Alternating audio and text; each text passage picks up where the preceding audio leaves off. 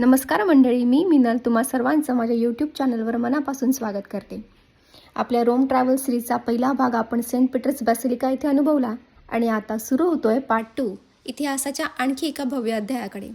सध्या आपण बसने प्रवास करत आहोत आणि आपल्यापुढे उभं राहणारे प्राचीन रोमन साम्राज्याचा साक्षीदार असलेलं स्मारक म्हणजेच कोलोसियम.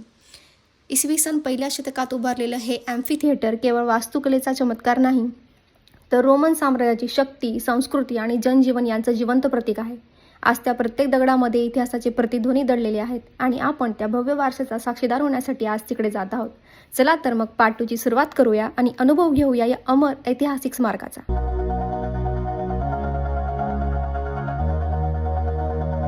या दगडी पायऱ्यांवरून चालताना एक वेगळीच भावना मनात येते, कारण याच भूमीवर कधी काळी रोमन साम्राज्याची शक्ती आणि शौर्य प्रकट होत असे. कोलोसियम आजही त्या काळच्या कथा शांतपणे सांगत उभं आहे, जिथे कधी काळी तलवारींचा आवाज, प्रेक्षकांचा जल्लोष आणि शौर्याच्या कथा आकाशात गुंजत असत. आज मात्र त्या साऱ्या आठवणी शांतपणे या दगडांमध्ये साठून राहिल्या आहेत. या पहिल्या फोटोमध्ये तुम्हाला एक माहिती फलक दिसतोय कोलोसियममधील होल्सबद्दल. हे जे भिंतीवर छोटे छोटे खड्डे दिसत आहेत ते मूळ रचनेचा भाग नाहीत. रोमन काळात मोठे दगड एकत्र ठेवण्यासाठी लोखंडी क्लॅम्प्स वापरले जायचे, पण मध्ययुगात लोकांनी ते क्लॅम्प्स काढून घेतले कारण त्यांना लोखंडाची गरज होती. म्हणजेच कोलोसियम हा फक्त इतिहास नाही, तर तो लुटीचाही साक्षीदार आहे. या फोटोमध्ये तुम्ही वर पाहतात प्रचंड आर्चेस. हे आर्चेस म्हणजे रोमन इंजिनिअरिंगची ओळख.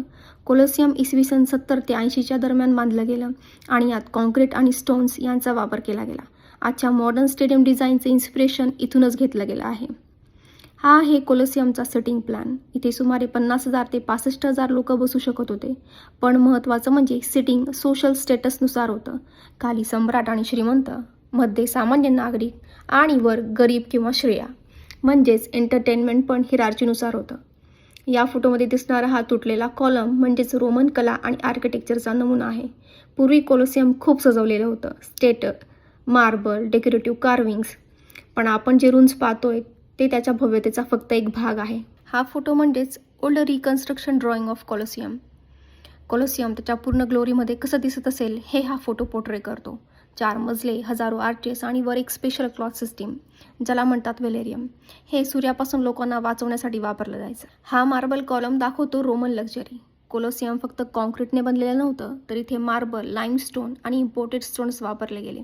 म्हणजेच हे फक्त स्टेडियम नव्हतं, तर ते एक पॉवर स्टेटमेंट होतं. या फोटोमध्ये तुम्हाला तुटलेले स्कल्पचर दिसतील.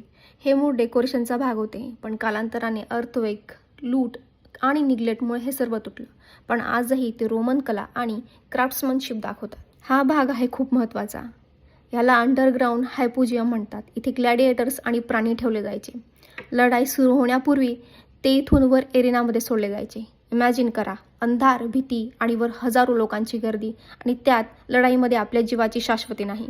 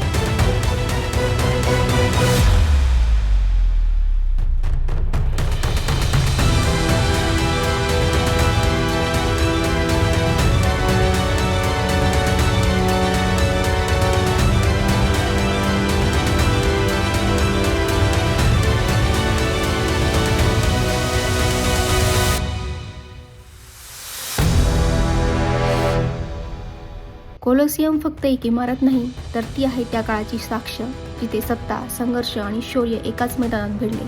या भिंतींनी हजारो आरोळ्या ऐकल्या, विजयाच्या, वेदनेच्या, तर कधी इतिहास घडवणाऱ्या क्षणांच्या. या भिंतींनी पाहिलंय साम्राज्याचं वैभव, जनतेचा जल्लोष आणि शांततेत हरवलेले हजारो जीव. इथे केवळ लढाया झाल्या नाहीत, इथे माणसांनी आपल्या भीतीवर विजय मिळवला आणि कधीकधी आपल्या नशिबासमोर हार मानली. आज सर्व काही शांत आहे, पण जर तुम्ही काळजीपूर्वक ऐकलं तर अजूनही ऐकू येईल तलवारींचा आवाज, प्रेक्षकांची गर्जना आणि इतिहासाचा धडधडता ठोका. खरंच मंडळी, काही ठिकाणं फक्त पाहण्यासाठी नसतात, तर ती अनुभवायची असतात. कोलोसियम आपल्याला शिकवतं की वेळ बदलते, सत्ता बदलते, पण इतिहास मात्र कायम जिवंत राहतो. चला तर मग मंडळी, रोम सिरीजचा पार्ट 2 इथेच संपतो. पुन्हा भेटूयात एका नवीन प्रवासात. तुम्हाला हा व्हिडिओ कसा वाटला मला हे नक्की कळवा आणि लाईक, शेअर करून चॅनलला सबस्क्राईब करा. धन्यवाद.